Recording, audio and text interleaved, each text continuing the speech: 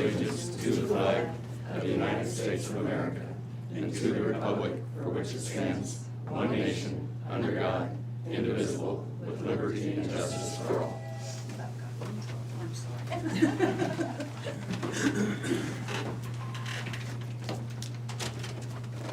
Welcome to the Board of Supervisors meeting, February 11th, 2025.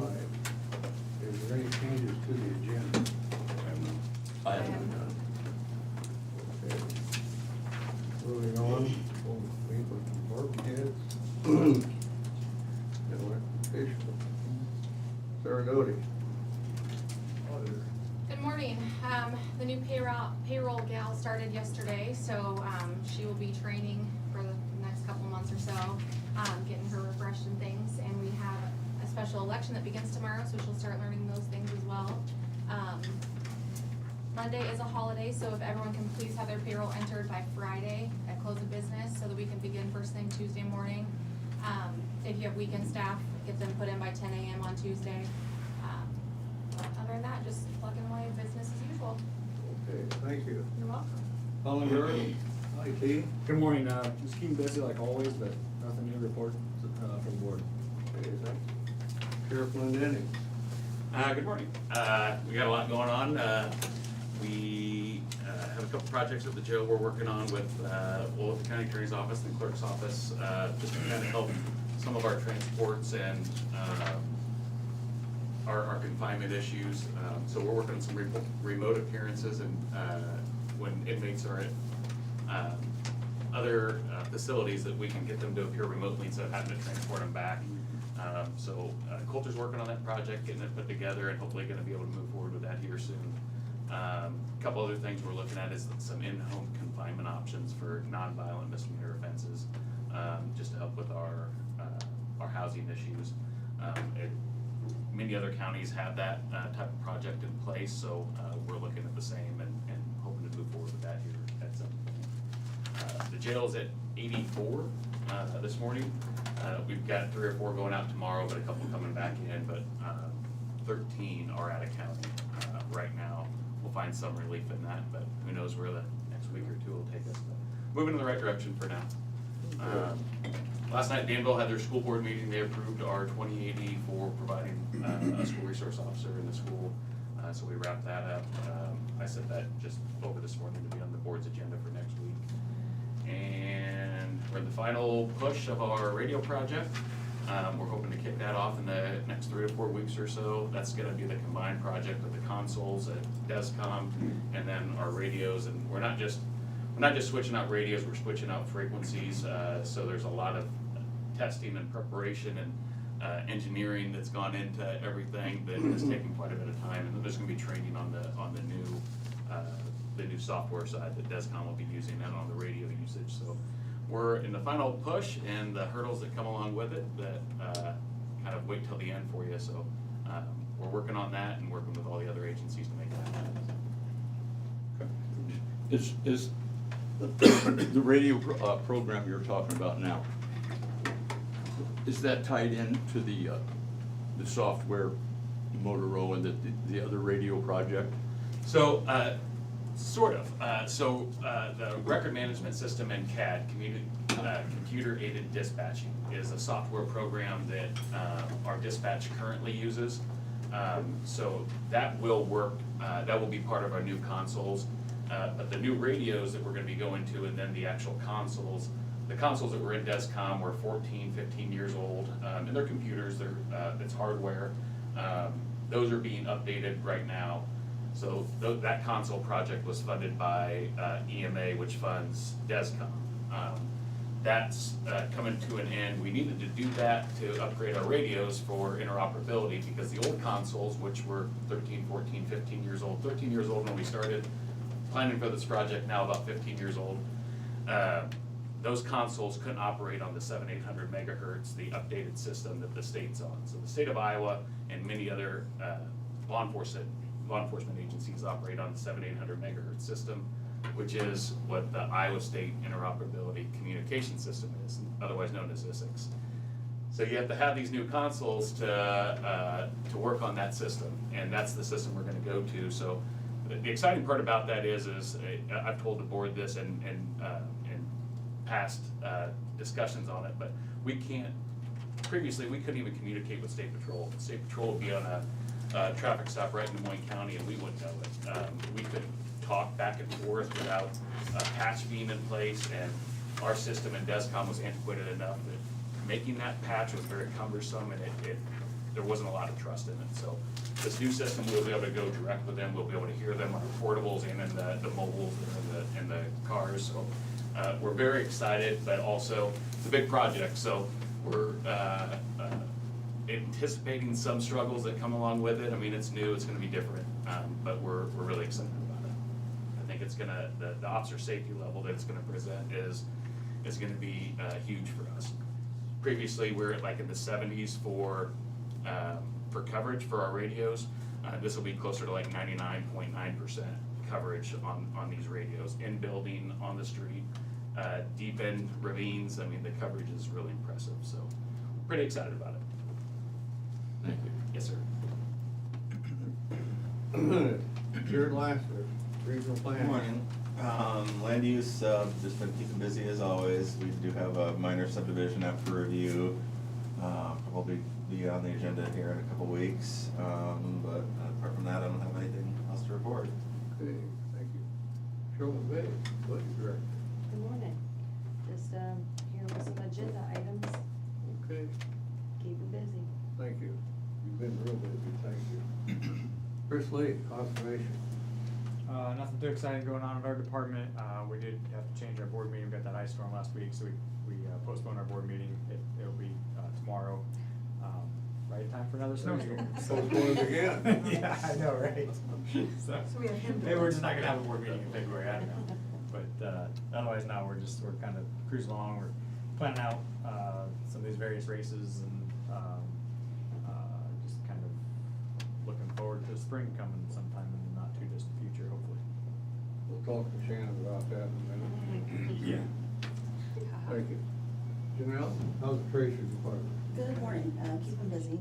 Finished up with some interviews, so hopefully we'll be making a decision and replacing our clerk position that Kay vacated. I do want to mention that the Iowa property tax credit claim forms from the IRS, we mailed those out at the end of January, and we're getting a lot of those returned. This is that property tax credit that you have to apply for each year annually, and it will it will make a reduction if you're eligible for the taxes that will bill out in August this coming year.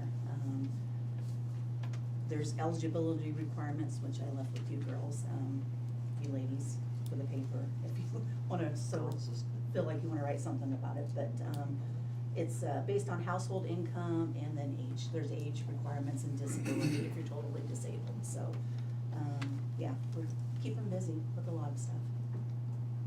Okay, thank you. Shannon, emergency management?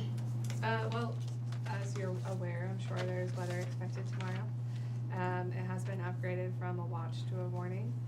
I'm gonna say they're just expecting about 4+ inches because I've seen a few different reports. But they are saying that it's gonna be light and fluffy, so they are expecting it to blow around, so you may find some drifts in the field areas. I was on a webinar yesterday, and I do have some bad news. They're expecting kind of seasonably winter weather the next couple of weeks. So it's gonna be cold and wintry for the next couple of weeks. It's like Groundhog Day. Yes. I was gonna say. The groundhog may have been right this year. Otherwise, in other news, I do have my weather spotter class coming up March 4th, the Cornerstone Event Center, and that is from 6 to 8 p.m. So if you want to learn about weather patterns and sky colors and cloud formations, come out to that. That's it. Okay, thank you. Rodney, house maintenance? Good morning. Got several things going on, just trying to prepare for tomorrow's weather, so, Yeah. it sounds like it's gonna be kind of an all-day thing, so we will be out and around everywhere multiple times, but, just kind of give everybody a heads up to be careful when they're out there on the sidewalks and streets. With it being an all-day thing, we'll we'll get everywhere as fast as we can and try and keep up with it all day, but we'll see how it goes. Okay. Thank you, Rodney. Thanks. Lisa, Attorney's Office? Long time no see. Yeah. I was in jury trials almost all of January, so that's why I haven't been here. Most of the time, we were pretty successful. I want to thank Rodney and his guys. We have finally disposed of almost all of our paper files. We've only kept a few more for historical significance, some homicides and sexual assaults that, if anybody ever wanted to come in and write about them, we would have the paper file. So they were gracious enough to come in and remove our rolling filing system and our unnecessary cubicles, so we have a bunch of open space in our office that we're looking forward to figuring out what we're gonna use it for. But I did wanna thank him, they came down and did a wonderful job of getting that done as soon as we were able to empty those shelves, so we appreciate it. Our office is actually open on Monday. We're that one of those weird ones where we have to comply more with state who has MLK Day off. So we have all taken that day off, and so we will be open on Monday, because we do have court all day, so we're in there for full service, so to speak. Last week and this week, I'm also doing a couple of hours of training with the Burlington Police Department for their annual in-service training. We have gotten all our applications for the special project coordinator, victim witness coordinator position from Lisa Harris's retirement. So we're hoping to get that position, get interviews going and get that position filled hopefully by the end of the month. And lastly, I did receive an update, a legal update with regard to professional competency evaluations being closed. I don't know if you've all seen this.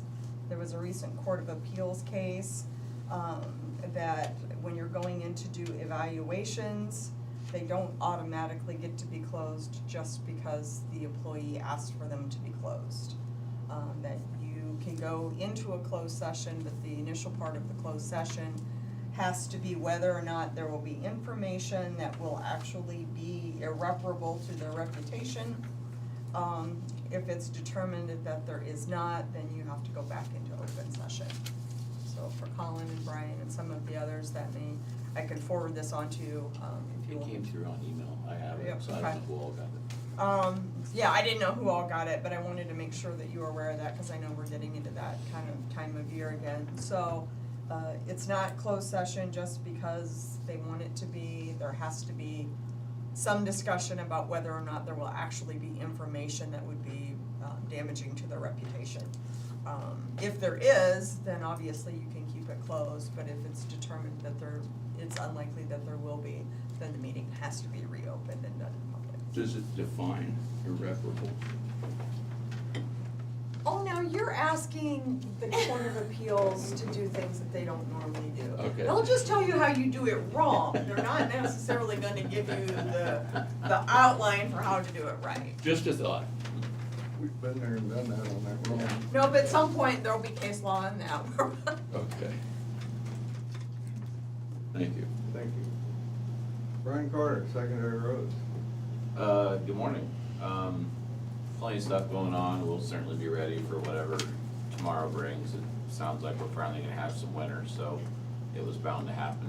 I guess we're blaming the groundhog at this point. No, we already decided Oh, we're blaming Chris. Yes, Thank Chris in the you. board meeting, yes, and his groundhog. But there's probably, I've got a couple agenda items, and I'll digress on those when they come up, but I do want to, I got a bit of information I was surprised about yesterday, so I thought I'd get that out to the paper. The 2 bridges that we bid for this summer, that contractor is hungry for work and got crews and wants to get going. So both those bridges are gonna go closed right there at the beginning of March sometime. I don't have an exact date. But I would appreciate if the newspapers print that, because, You might want to remind them where those bridges are. I will, I'm getting there. So the one bridge that's on Danville Road, north of Danville, that's one of them. And the other is on North Gear, which anybody that's driven across that bridge will actually be happy that it's getting fixed, because it's been rough for a long time. So those two bridges, we're gonna send out letters to the homeowners in the vicinity, so we'll have quite a few letters to send out, but that doesn't necessarily get it full scales, so word of mouth, newspapers help that quite a bit. I don't have an exact date as we speak. We're gonna do a pre-construction meeting with the contractor here in the next week and a half or so. But very early March is how they just described it to me, so. But they are gonna bring in 2 crews, and they're gonna bring in equipment for both crews, so both those will get started at the same time and get moving. So, yeah, some folks will have to go a different way to the mall. One of the things I expect to come up, for instance, on the gear one, is there is obviously Burlington Northern's mainline tracks are there. I have already spoken to Burlington Northern. The last time we did that, I don't want Jared not to be able to work. The last time we did that on that paving project, we spoke with them and they put a note in their system so that no trains would stop and block it. Clearly, it will be blocked periodically when trains come through, but they didn't stop and block it, and it sounds like that exact same scenario. I've got the guy I need to call, and I'll call and give them a date range, and they'll put a note in their system so they know not to block that crossing with any stop trains. So, obviously that becomes a security concern. Anyway, some headway on that, and so it's good progress. I would have lost money if I was gonna bet that the contractor was gonna jump in beginning of March and get going, but that's the way she goes. It'll be good to get those done either way, but undoubtedly it'll mess a few farmers up from hauling grain down Danville Road and stuff like that. We do have a detour route, and they'll be able to adjust. The other issue I see on that one, on the Danville Road one, is there is a gravel road detour. There are no other options really up there if you wanna stay fairly close. There are plenty of other options to get to Burlington, pave-wise, but as far as nearby. And obviously, starting in March, we're not gonna be getting anybody here to do any dust control. So until the conditions are right, come March or April, March, April, or whenever, May, whenever the spring rolls around and we have better conditions, we won't be able to do any dust control. So that'll be, it's not ideal, but it is what it is, so we'll adjust accordingly. But Thanks, Brian. we'll get notices out, and when we get closer, we'll also do a press release, so. Thank you. Krista, I almost bypassed you. That's all right. Good morning. Just an update from last week regarding the birds. We've been working with our Department of Natural Resources. We sent a couple of specimens to them, and Jim, you were right. They tested negative for the bird flu, but they did show signs of trauma. So what they think happened is they got caught up in some sort of a wind, got hit by something, and all those birds died from trauma. So that's good news. I do want to mention that the flu is on the rise everywhere, so reminding everyone that you can still get a flu shot, and we do give those. We have the vaccine for adults. So if anyone needs a flu shot and there's any kind of a copay through their insurance, they can come to our facility, our public health, and get those at no cost. So really want to encourage people to maybe consider getting those, and also again, reminding everyone with the flu being on the rise, stay home when you're sick, make sure you do good hand washing and all those things that prevent the spread of that. So hoping to keep everybody healthy during this flu season. What kind of birds were they? The winged. Starlings? Starlings, thank you. Okay, That's starling. what they called them, the starlings. And there was quite a few, but like I said, all of them that we sent were very, they definitely said broken. things They that- won't be missed. Yeah, yeah. You know, I got 2 trees that has these little crab apples in my front yard. And then starlings come in. When they come in by the, looks like thousands, I'm sure 400 or 500 times. They're there about 2 hours, and there's not one of them things left on the tree. Every year. Well, Okay, They obviously must fly in some sort of a group, because that's obviously how so many of them all at once got hit, so. The bird crossing sign. okay. I don't think I missed anybody, did I? No. Okay, correspondence. Does either of you gentlemen have any correspondence? I have none. We've got one here from FEMA. Oh, boy. Yeah. I suppose you got this too, didn't you, Jared? Yep, yeah. Yeah. This letter acknowledged that, dated July the 18th, 24, from Zach James, the Administrator of Des Moines County regarding the preliminary flood insurance rate map and flood insurance study report dated December the 15th, 2023, from Des Moines County, Iowa, and incorporated areas. Jack James submitted the revised flood plan boundaries for areas in the levee and embankments of Union Township and West Levee and Union Township East Levee in the unincorporated areas of Des Moines County, Iowa. We will evaluate the issues raised in reference to letters submitted at the date. If additional data or information is required to resolve the submittal, we will contact you and Zach James. If any warranted, the Federal Emergency Management Agency will revise the preliminary firm and report and send the copies to you to review. Basically, that's the flood study specific to Lost Creek and Skunk River in both Des Moines and Lee County. The consultant working with FEMA had notified us that there was a little abnormality where there's a private agricultural levee, and there's just a little strip in there within the span of the levee on either side of that drainage stream that for some reason got excluded from the floodplain boundary. So it was pretty simple overall. All it is closing that little gap there so that it's consistent. So that's all that is. Okay, thank you. Okay, we have a request for liquor license for 34 Raceway. Sheriff, do you have any objections? No issues at 34 Raceway, and it's been to the state, so should be all good to go. Okay. Motion to approve. Second. Sarah? Shane McCampbell, Yep. Tom Broker, Yes. Jim Carrey. Yes.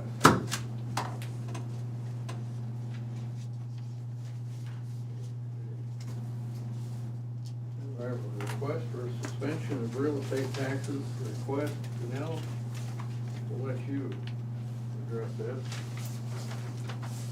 This particular person is receiving assistance, and according to Iowa Code 427.9, they should be suspended. So they remain suspended as long as they're the owner, but once it's sold or transferred, then all those taxes become due and payable. Motion to approve. Second. Sarah? Tom Broker, Yes. Shane McCampbell, Yes. Jim Carrey. Yes.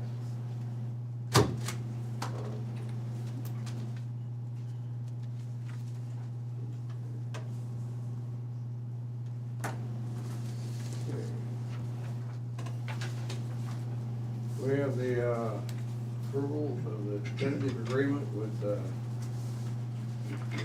AFS, CMA, AFSCME for secondary roads. Motion to approve. Second. Sarah? Tom Broker, Yes. Shane McCampbell, Yep. Jim Carrey. Yes. And for the news, this contract and the one we're about to vote on were settled at the same conditions as the contracts last week. Last week, the 5% for fiscal '25 and 3% raise in the following 2 years, and no language changes.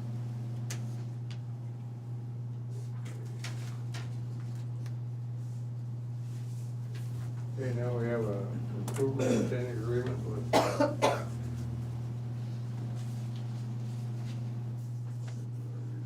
local health.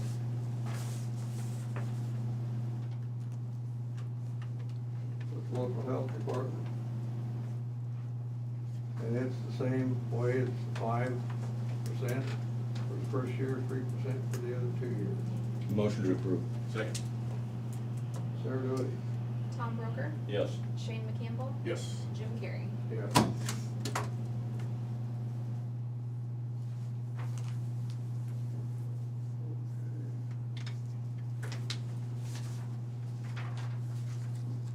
We have a motion here for engineering. Brian, do you want to, For item E?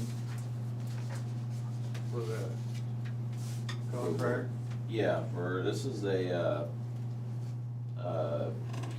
design contract, same as we've done, I don't know, probably 40 other times since I've been here over the years, for our structural consulting firm to start design on a bridge. Probably the biggest thing I want to point out, I guess I'll mention the value of it. It's preliminary design and environmental review stuff. It is not final design, that'll be a separate supplemental contract. The total of this one is $27,670. And I said, there's probably 5,000 plus in there that is all environmental consultants that are doing studies and checking on bats and wetlands and stuff like that. Normally I coordinate that stuff and we don't run it through, I mean, it still costs us money, it just doesn't run through a contract like this. However, I've mentioned this prior maybe once, but I wanna mention it again. And this is a little different of a situation. So our County Engineers Association has a lot of different subcommittees. I sit on some of them.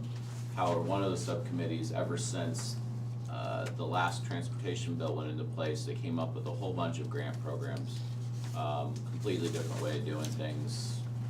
I don't know if I'm gonna say it's better, but it's a way. So this subcommittee evaluates, sometimes they take requests of people and you get to submit a bridge or something like that to be considered, and they understanding the grant criteria, because there's more than one type of grant, they pick what they think can put together the best application, because most of these are not one bridge from Des Moines County, they're 30 bridges from 30 counties, or they're 50 bridges and it's state, city, and county. They're meant to be bigger, you know, like $50 million kinds of projects, kind of a thing, as an example. We were in this situation, and I have submitted every time they ask for something, I submit. Rarely do we end up being one of the ones that are picked, but we submit every time. Just behind the scenes, you guys just don't see it because we don't ever get to this point. In this situation, there's a list that nobody but an engineer and their sad life would know about, with bridges and ratings and how they're scored and stuff like that. One of our bridges that fell on that list was selected because they felt, whoever the powers that be felt that it fit the criteria properly for a grant that's being applied for. It is a larger grant.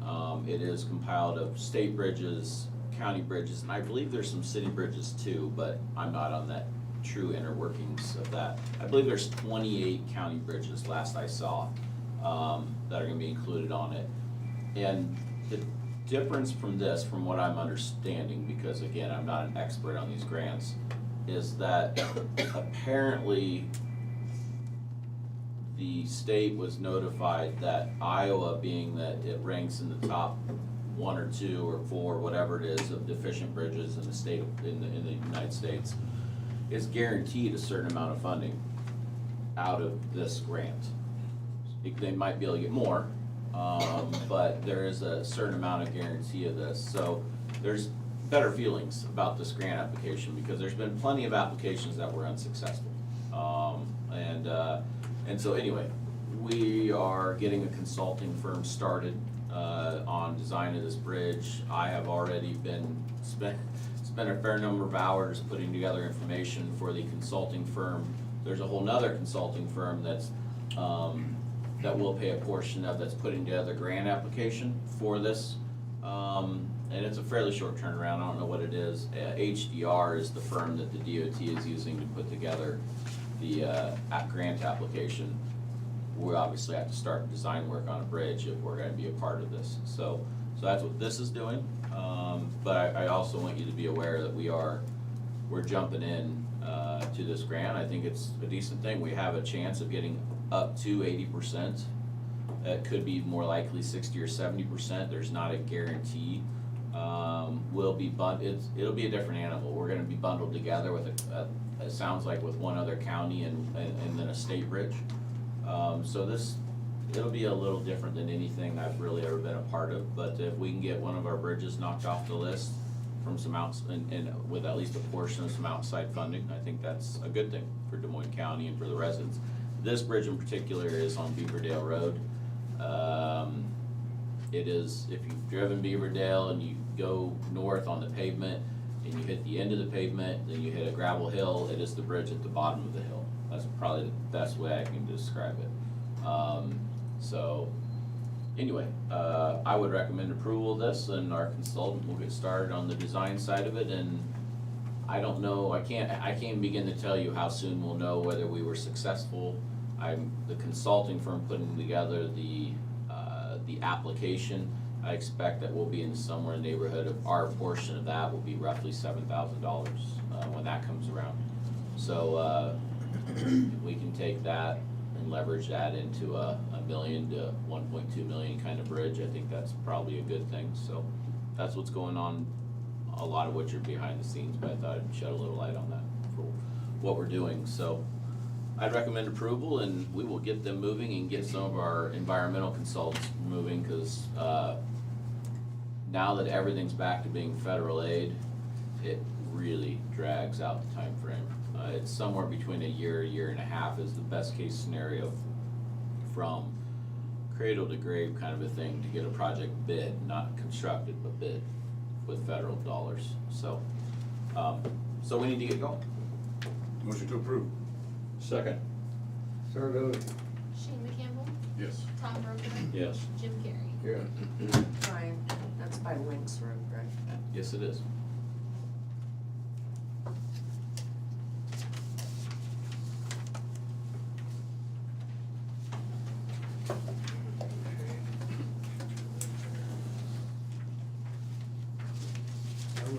We have a resolution to support the application of the SPDG funding. What's that? Yeah. For the Pleasant Grove Road. Okay, so roughly every 4 years, the SDBG funding comes up for us to apply for. As you guys are already aware, we take turns with the neighboring counties in applying for this funding. It's our year to go ahead and apply, so what you are passing today is a resolution of support. I fill in a full application and then provide some scheduling details and some estimates and stuff like that to regional planning, and then it goes through a process. And then in 4 to 5 years, we should get somewhere between 1.6 and 1.8 million dollars. It's a moving target, because by then we'll probably be under a different transportation bill, and who knows what that number will be when it's all said and done. I don't claim to know for sure. This is for Pleasant Grove Road, what I'd call the western end of the concrete part of it. So west of the quarry, over to Danville Road is what this is for. And so that's what's going on here, and I would request approval. Motion to approve. Second. Sardo, Shane McCampbell, Yes. Tom Broker, Yes. Jim Carrey. yeah. Thank you. Thank you, Brian.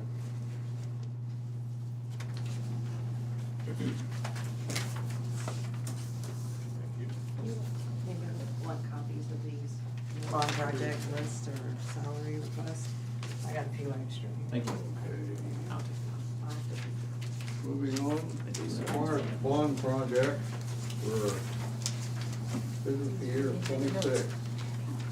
Requested. Bond project. Okay. The first few, 2, 3, 4, 5, 6 of them on here, we need this to do business for the county. Then, the ones that we're voting on is the backup data and Microsoft, SQL, what that stands for, I don't know, Software.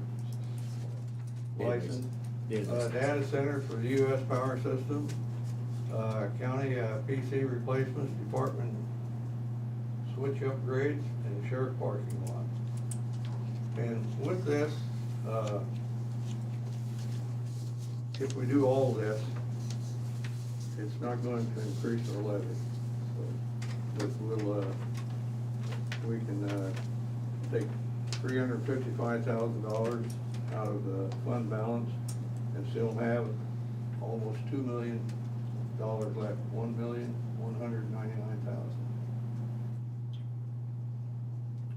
So what's your, Want to go through them one by one, or you want to take them as a whole? I'd just do the whole, unless you wanna go one by one. I'm a yes. Yeah, all of it. Yes. Yep. Okay.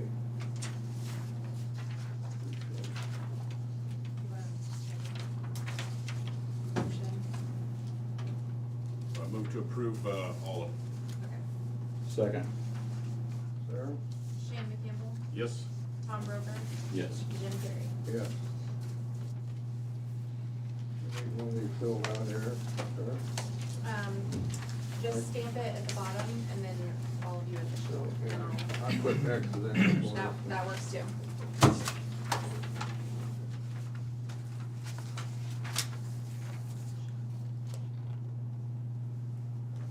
Okay, proposed personnel increase for fiscal year '26. Tom, you've done I'd some work like on to, that. yeah, I'd like to jump in here, especially the, those first three for the 18% increases for those attorneys. And the first time I saw that, I thought, boy, that's a big number, and it is. But last year at this time, we had 4 assistant attorneys. We lost one attorney, left for a neighboring county with a $20,000 raise. And last year, we were looking for a 5th assistant. Now we only have 3 assistant attorneys, 2 empty slots, and have been unable to hire anybody. I've spent some time on the county attorney websites. Everybody's trying to hire these guys, and I don't want to tell Lisa she's gonna have to do all this herself. I don't know how That will would not work. happen. Anyway, so and I will say the county attorney has restructured her department to absorb some of the cost of this, so I'm a yes on the first 3. That would be, first 3. The first 3 for the attorney. 18% increase, and, okay. Well, I was personally wanting to split it up between 2 years, but, I'll have to agree with Tom with the fact that I know how bad you need to keep your staff, and, you are restructured, which, does help, but, yeah, we can't seem to get them. So, may seem extreme, but, I'm in. Oh, yes, on all 3 of them. Now we have, we got another one here for the accounts payable, Deputy Carla, moving her from 77% to 80%. I'm in. I'm a yes. Oh, yes. Director Assistant, Maintenance, which is jacked from 68% to 72.5%. I'm a yes on that as well. I'm a yes too, but just don't let him know that I said yes on that. Okay, gentlemen, we're all in agreement. Make a motion for all of them. Motion to approve all of those, raises.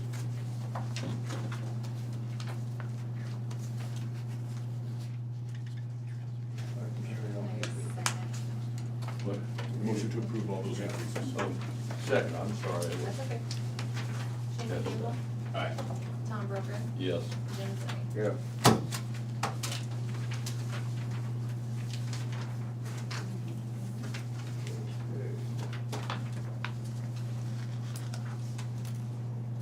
Now we have the elected officials.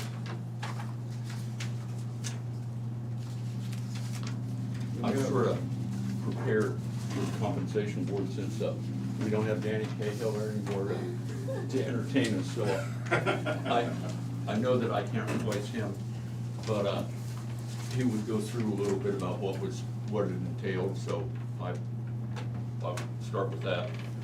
And as everybody here is aware, the county compensation boards were dissolved by the legislature on July 1st, 2024. The legislature transferred those responsibilities to the county boards of supervisors, unless the board of supervisors voted to establish a new compensation board. After several discussions in this meeting, the Des Moines County Board of Supervisors has chosen to fulfill the compensation board duties this year, but retains the right to establish a compensation board in the future.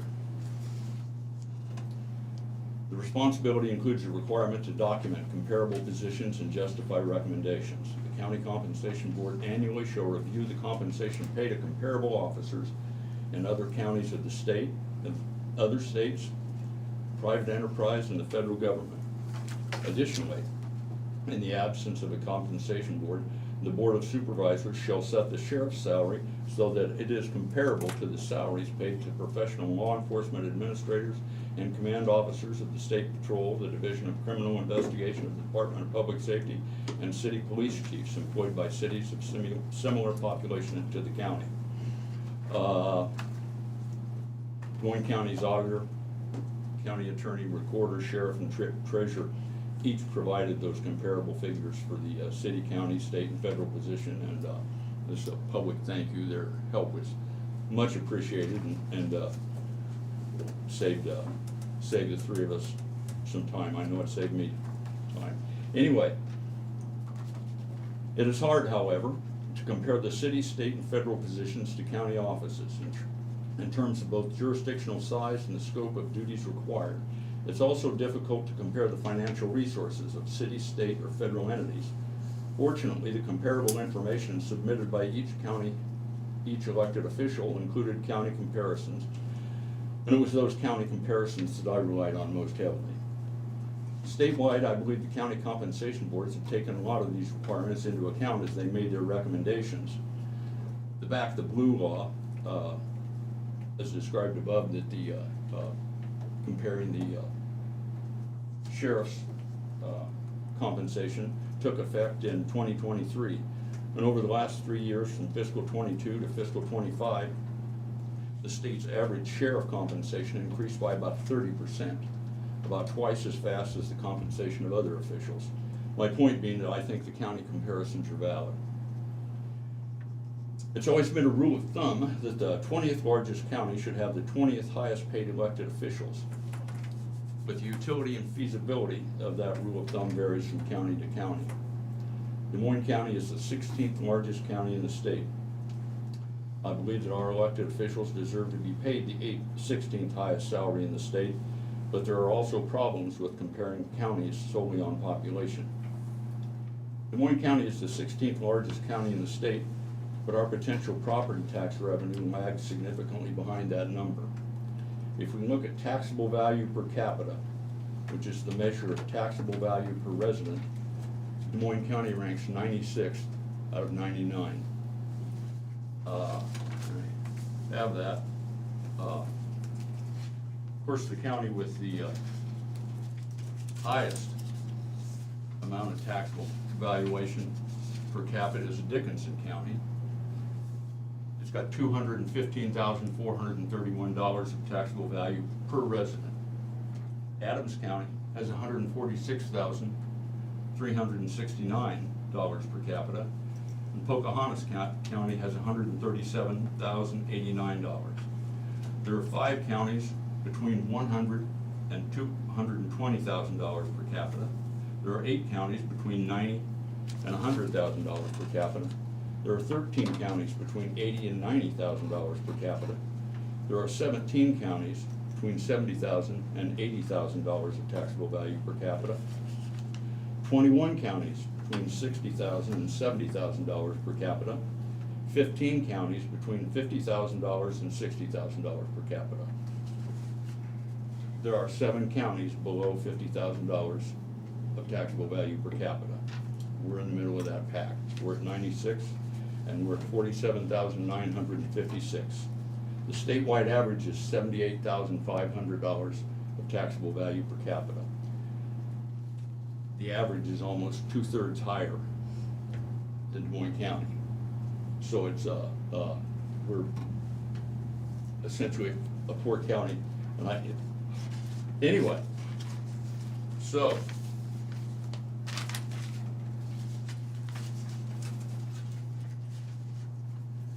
That doesn't mean there's no hope, it just means we must work smarter and some things take longer. I'd like to put all of the Moines County officials at the 16th highest salary in the state, but we can't get there overnight. I do have another concern. Over the years, some of our elected officials have fallen further behind than others, not because of anything intentional, but primarily, as I believe, as a result of the old style compensation board. The Des Moines County Recorder is the 23rd highest paid recorder. The sheriff is the 24th highest paid sheriff. The treasurer is the 26th highest paid treasurer. The county attorney is the 30th highest paid attorney in the state, and the auditor is at 31. With that in mind, I recommend the following salary schedule. And a quick note, as you write these down, I finished this about 10 o'clock last night, and my mind shut down somewhere around there, so I rounded them off to the nearest dollar. They will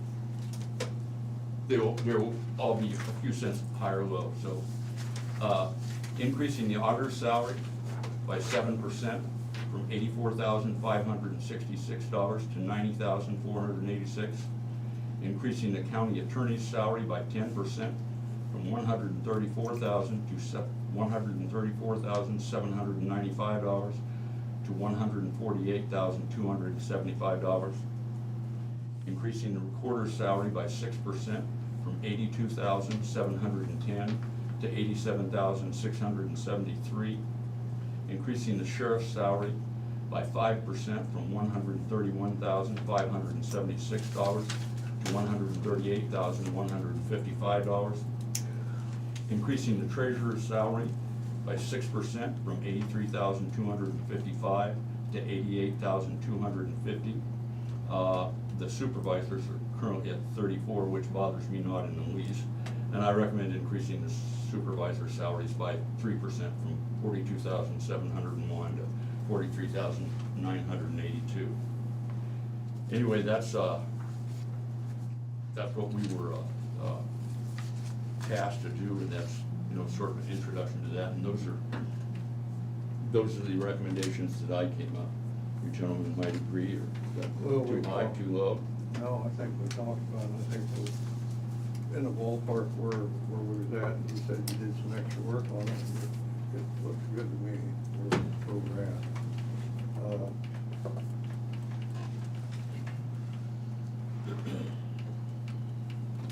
I'm pretty close. I had the auditor higher, but I'm pretty close to right where Tom's at. Sure make the auditor mad at me. Sorry. Thanks, Tom. Sorry, but everything else, and I had supervisors at 2.5%, but anyways. But I can live with 2.5. I'm good with that, actually.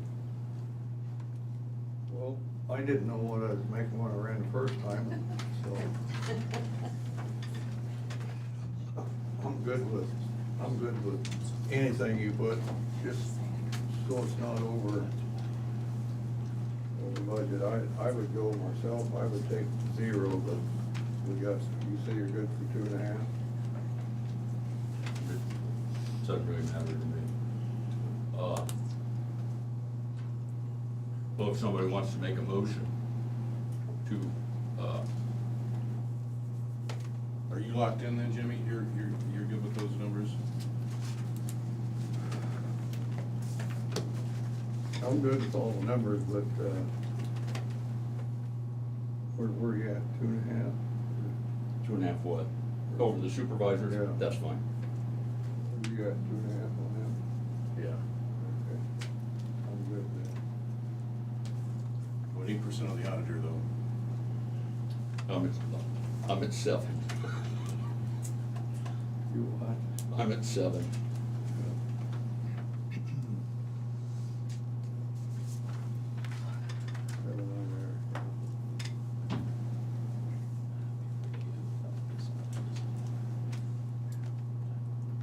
So you would be the deciding vote on that. Yep.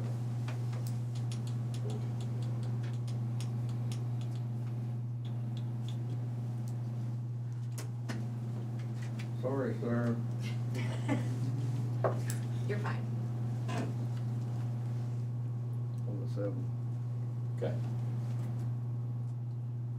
Okay, I move to approve, the increases as, Okay, so you're moving that 7% on the auditor, 10 on the county attorney, 6 on recorder, 5 on the sheriff, 2.5 on supervisor, and 6 on the treasurer.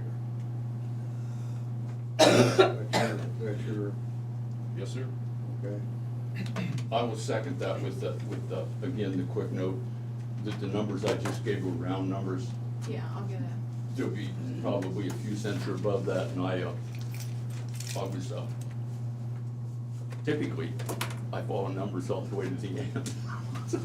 I don't know what I was thinking about last night, but I will second that. Sarah? Shane McCampbell, Yes. Tom Broker, Yes.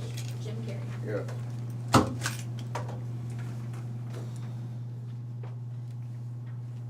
I should roll on that, she'll have to wipe that out there. No, you're good. I'll get a final one for you with the typed up numbers.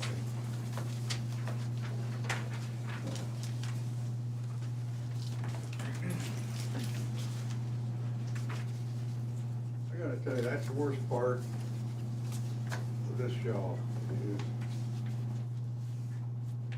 put the salary in there, this is your people's livelihood, you know, and I don't like to mess around with it.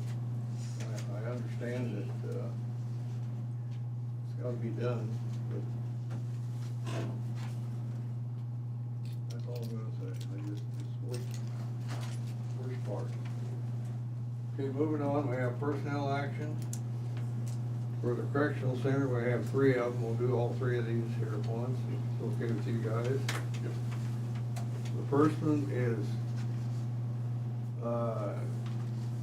Addison Clayton or Clayton Addison, I'm not sure which is first, but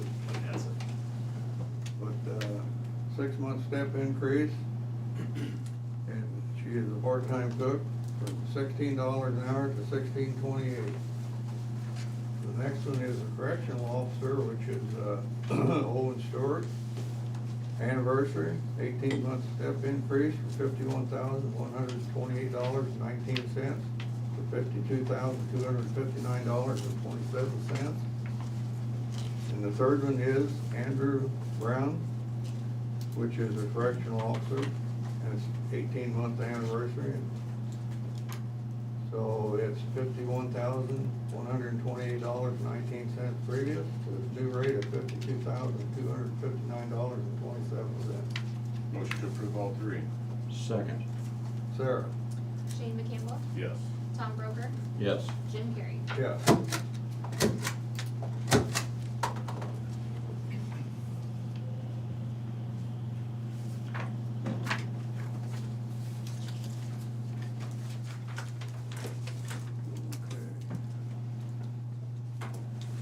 Now I have reports. For the recorder's report for the fees collected January 2025 and Veterans Affairs for January 2025. These will be on file in the auditor's office for your viewing at your own discretion.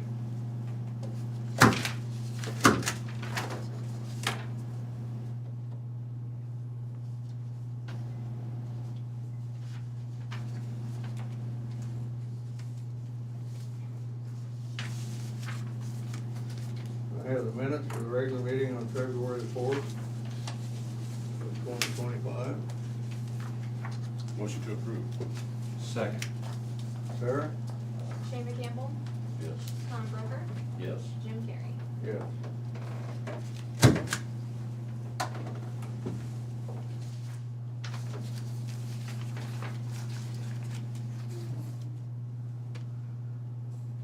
Do you have any other business?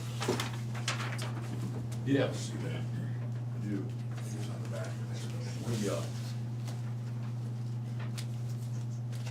The press was a little interested in the franchise fee. And I ran ran some numbers. Matter of fact, I'll give them both a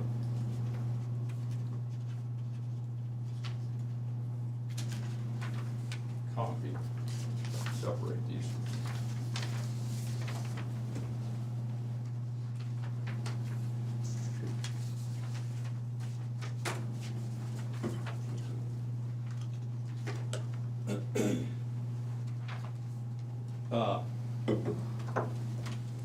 They had a question about the effect of the franchise fee tax that's being voted on March 4th for the city of Burlington.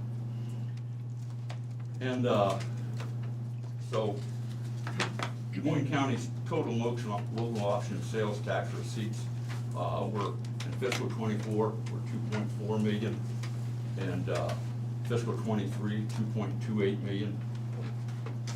And local option sales taxes are collected in each county and distributed to incorporated cities and the county based on state distribution formulas.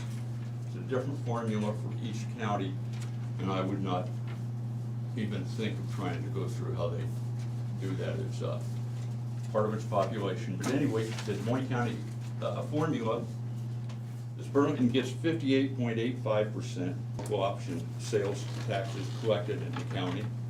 West Burlington gets 7.99%. Mediapolis gets 3.64%. Danville gets 2.06%. Middletown gets 0.74%. And the county gets 26.72%. Those are and they change that periodically. Those are the latest numbers I have.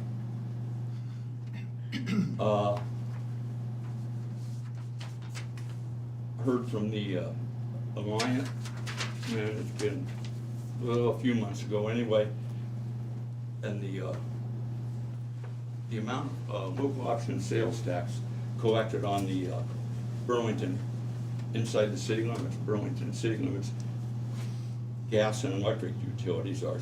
The tax on the electric is about $397,000. So that's part of the local option sales tax. The county share of that would be about $106,000. The local option sales tax on gas is about $139,000. Des Moines County share of that is 26.7%, or about $37,000. Des Moines County will lose, if you add those together, Des Moines County will lose about $140,000 of sales tax revenue per year based on current utility rates and usage. And of course, that distribution schedule affects every incorporated city in the county. Mediapolis will lose about $19,000. Danville will lose about $11,000. Middletown will lose about $3,900. West Burlington will lose about $42,000. Now, none of those numbers include the loss caused by the franchise fee West Burlington City Council passed a couple, 3 months ago, I don't know, whenever it was. Anyway, that would have the same effect on every incorporated area in the county. And Des Moines County will not only lose $143,000 in revenue, but we will also have to pay the franchise fee utility tax on the county courthouse, on the jail, on the sheriff's office, on the county attorney's office, on the existing public health building, on the new public health facility, and the Cottonwood complex that currently houses Veterans Affairs and some mental health treatment facilities. The county's gas and electric expenses for those buildings are currently about $200,000 a year. So, and we don't pay the 1% local option sales tax. So if the franchise fee is at 3%, that will cost the county about $6,000 in additional expenses. At 4%, it would be about $8,000 in additional expenses. And at 5%, it would be about $10,000 in additional expenses. And if Tracy, if you already have any questions, I'll try to answer them. All right, so, yeah, first, those local option sales tax dollars go where? how do you spend them? They go into revenue. That's part of the revenue. They go into, most of them go into general basic. 50% of local option sales tax go to secondary roads. We had an election, how long ago was it? 20 years, 20 odd Over years 20 ago. years, yeah. Maybe 30. There was an election, and that was part of the election, is that 50% was gonna go to secondary roads, 20% was gonna go to rural basic, 10% goes to the sheriff, 10% goes to the county attorney, and 10% goes to economic development. The last, so 30% of those is into general basic, 20%'s into rural basic, and 50% goes to secondary roads. I do not know how we would replace the money that goes into secondary roads. There's a cap on the, a code that says the most you can give secondary roads is like about $3 out of a rural basic and about 16 cents out of rural basic. General. That's all the property tax you can give them. They can use for the local option sales tax. I think that can only be used for equipment and projects, is that right? Construction projects and equipment. Okay, and, so we already give them the code maximum for, out of general basic and, rural basic. I don't know how we would replace that, we probably can't. I don't think so, and then they get farm to market road, money, that doesn't have anything to do with that, or federal money, and if they say it's $150 or $143,000, if they lose $70,000 plus or minus, that's just $70,000 that's not gonna go into the county road system. The $20,000 that goes into rural basic, that can be used for anything that rural basic pays for. Rural basic pays for stuff for people that live, tell me if I get too boring. Anyway, for items that people that live in incorporated cities don't have to pay for because they're already paying for it through their city tax. It pays our fees to the libraries, it pays for the airport, pays for a rock hall, pays for some sheriff expenses. Dust control. What? Cheryl mentioned dust control. Dust control, and I don't have a list in front of me, but it pays for those things that people, for the, more of the rural people. And, the other in $10,000 for the county attorney, it'd be 15,000. About 14, 15,000. Yeah, anyway, 14,000, 15,000. That's revenue that the sheriff, the county attorney weigh against their, their offsets their expenses. And then the 15,000 that goes into economic development. We support the Greater Burlington Partnership, Southeast Iowa Regional Command, some of their things. But when we gave the money to the city playground, that would be economic development money, and that's where that money goes. Is that a long enough answer for you? Yes. So the outcome of this will be before you have to certify Yeah. your budget.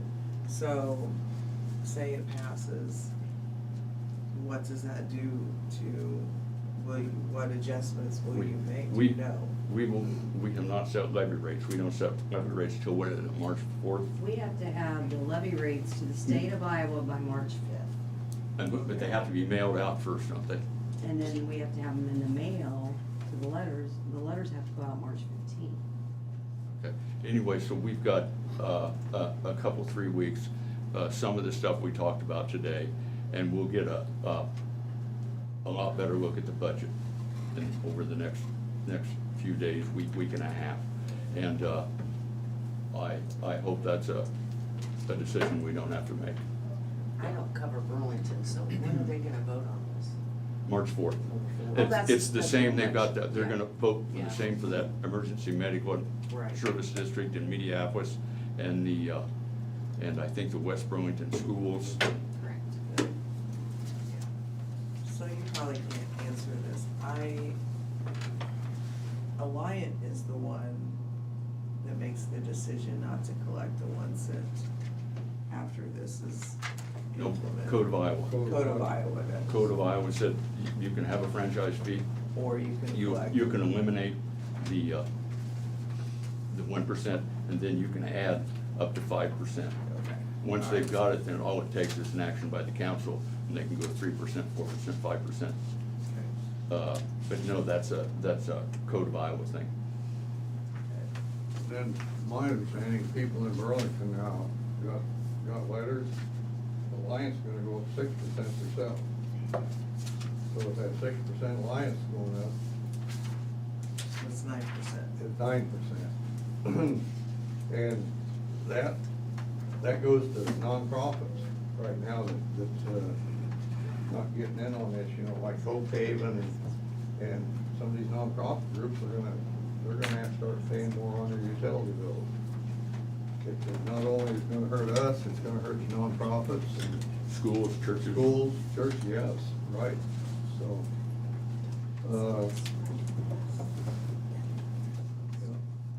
you know, So you're probably not prepared, but maybe my question to get some research on is because West Burlington did this also without, An it election. just passed. They didn't, their council was able to implement it. And so you do have a known exactly how much that's affecting.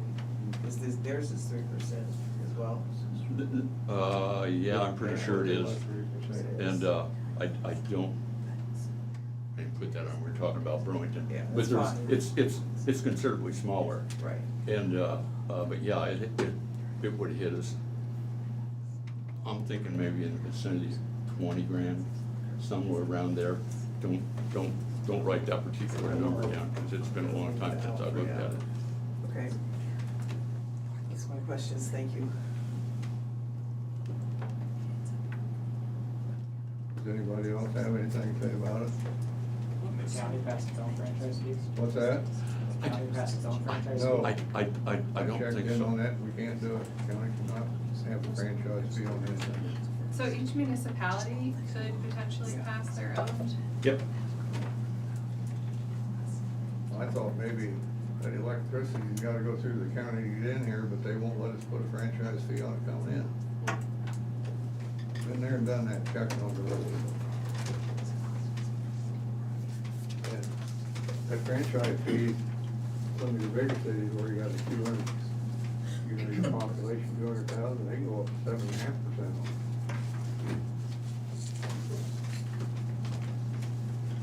Anyway, moving on. Committee reports.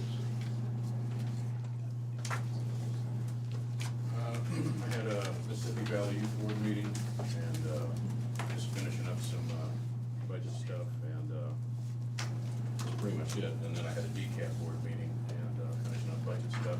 We had to move some money to Young House, but that's about it.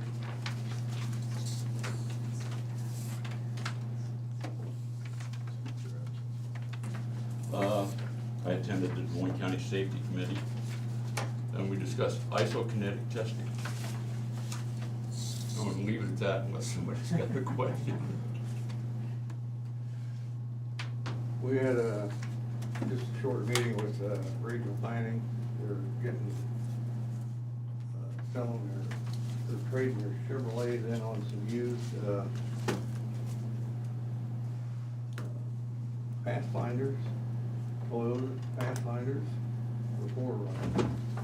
And 121 2021 and 2 2023s. And, they've had these Chevrolets for around 10 years. They got, they're in 140, 150,000 miles on it. So the executive board okayed that for them, and all three of these are hybrids, so it's, we're looking to keep them for 10 years. And that's all I had. Did you get one of them, Garrett? Oh, there's vehicles we all use, you know. And you take it easy on them. You're wearing them out, obviously. Oh, we got 4 counties driving around. Okay, moving on to public input. Public input, we'll give you 2 minutes, and you can, call 319-753-8203, extension 4. That's 319-753-8203, extension 4. Or you can email board@dmcounty.com. That's board@dmcounty.com. And we'll give you 2 minutes. Does anybody in the audience have anything? Jump in, I got a couple things I missed earlier. We are currently accepting applications for deputy sheriff. That application closes on the 21st, and we're gonna be testing on March 1st. Okay. So if you know any good quality applicants out there, send them our way. We offered our full-time clerk position to our current part-time, Kim Wynn. So she's moving to that full-time position, so we're moving forward with now filling the part-time. So we're kind of pivoting to that position. There's some applicants that we already received for that full-time position that we will consider with that part-time as well. So as we look at those, we have some applicants already for consideration. And then our youth academy, we filled up with 10 area youth again, and we're starting that end of February, Wednesday, I think it's the 26th, will be our first week. So excited to have that going again, and we'll kick that off at the end of the month. Okay, thank you. Seen a hand go up back there. Would you- Yep, my name is Michael Job. I'm the retired iron worker that became disabled. I've been talking with you and some of the other board members about Southeastern Iowa Regional Planning Committee and the $15,000 they did with the work on my house that was all botched and incorrectly done. Okay, can I interrupt you a second? Yes. The county, I'm gonna tell you right out, you're at the wrong board. You I need know to that. go to the regional planning board. I know that. You need to go to the housing authority board, which is the ones that okayed your loan. We cannot do anything I for you, know that. Michael. And, you're here to complain, you're complaining to the wrong people. I'm here to make you aware of what's going on, and you're on that board. I am on that board. No, I'm Yes. not on the board that give you the money. I'm on the regional That's planning right. board. And you're one of the few people that come to look at my house besides Shane and Tim Scott. I'm not here to complain or make a bitch about something. I'm here to state facts about money that's being wasted. If you wanna silence me, then tell me to be silenced in front of everybody, and I'll be quiet. But All here I'm to telling make a you, you're at the statement wrong, about you're what's at the been done wrong wrong to board. me. I get emails from you, I don't answer them anymore. I don't email. I've never emailed you in my life. It's not an email. It's a text message. I'll say nothing then. I have a piece of paper here that shows the estimate of repairs. And I would like for you to give it to Mike Norris. If not, I'll take it to him myself. But you already know Mike Norris has caused nothing but grief for me in my house. You've been to my house. I'm not trying to stir anything with you, Jim, because I appreciate you and what you've done. But you've already tried to silence me. I got nothing else to say then. If that's how you feel, if that's how this is gonna go, I will hand you this receipt. Anybody who wants to look at it can look at it. If you wanna throw it in the trash, throw it in the trash. Give it to the paper if they want it, I'll give it to them. you know, it's. I thought that this would have been a little bit I don't more know, do you respectable. wanna listen? The last time you were here, we listened to you I know. and gave you a full hearing, and the papers followed up on that. I reached out, I was unaware of most of that anyway, and I reached out to Mike Norris, talked to Mike. I know he's reached out to you subsequently to that. It's pretty much between you guys. I know that. If, what you might wanna consider is if both of you agree on somebody that understands construction or close to it, and agree that this guy knows what he's talking about, and then agree to abide by his decision? That's the problem. Mike Norris won't talk to me. Even the mayor told me to get a hold of him and go in front of that council meeting, which Jim Carrey's on. And Mike Norris, his secretary, refuses to take my calls. Mike Norris refuses to take my calls. I'm backed into a corner. That's why I'm standing before this committee and the city committee I went to last night, just to make people aware of what Mike Norris is doing to me by blocking me out. I have the estimate now. I'm prepared to give it to him. I have the reasons for the estimate. I didn't think I was gonna get negativity from this council here. I thought I would just make people aware of what's being done with taxpayers' money. Plain and simply, it was all wasted. I'm not here to make an argument, and I'm here to degrade anybody. I'm proof from the manufacturers of everything. They all said it's improperly installed. Mike. I'm sorry, apologies. Mike, you didn't get a letter from Mr. Norris, I did. asking you to, He wanted an estimate of repairs and wanted to know why. I have that. I wanted to present it to you guys before I present it to him. Okay. Because he does nothing but blackball me into a corner every time I try and talk to him. They screen my calls, they won't call me back, I'll leave time and dates. I get no response out of Mike Norris at all. but you've got all the stuff that I he got asked for. everything I need. And I just wanted I'll to take a show cop- it to you I'll out of take a copy of respect. that, or, yeah, I'll take a look at that. I made you your own copy for Okay. this board to look at. I know you can't do nothing. I know your hands are tied, but so are mine.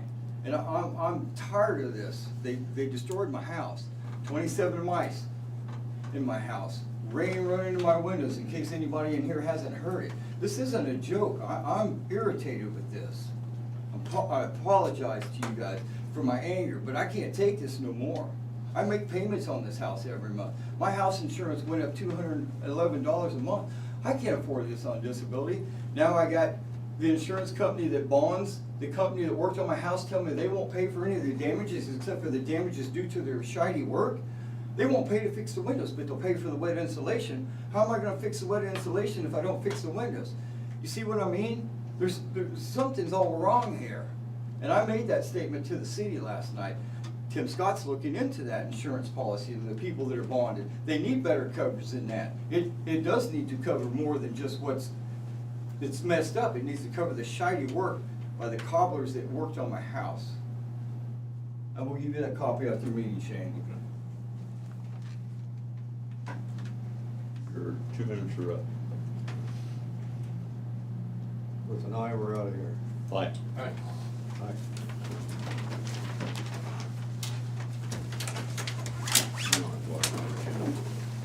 And just to give them a quick look at it.